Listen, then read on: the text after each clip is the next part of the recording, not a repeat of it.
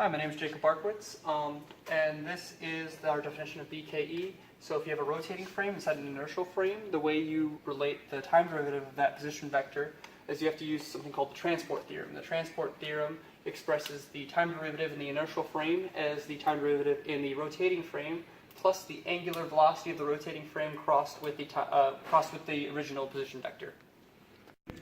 My name is Darrow, and I'm going to talk about the mass spring dampener system. We drawn out in class.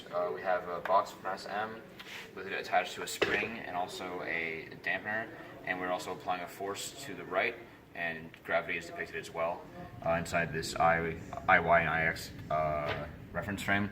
To explain this, we're going to use Hooke's law, which employs the spring constant with the units force over length, or for example Newton meter, as well as the force of the dampener, which uses the C damping coefficient, and that's units are F over velocity, or newtons per meter second.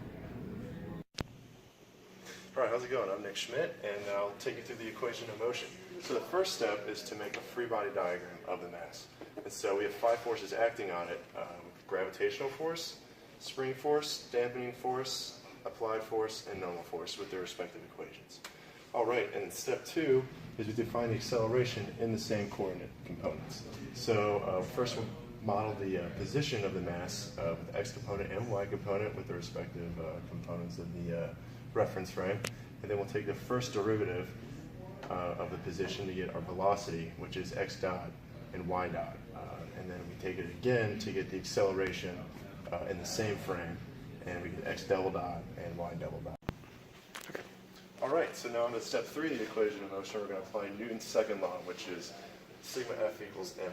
And so in this case, sigma F is the sum of all the forces that were acting on a mass in the free body diagram. We group these by components, x and y, and then our acceleration times mass, which is x double dot plus y double dot times m. And so we set these two equations equal, and we get m x double dot equals the x components of force, spring force, damping force, and the applied force. And in the y direction, we get m times the y acceleration equals negative mg plus ny, the y components of force. And then we simplify it out, and we get our equations for motion.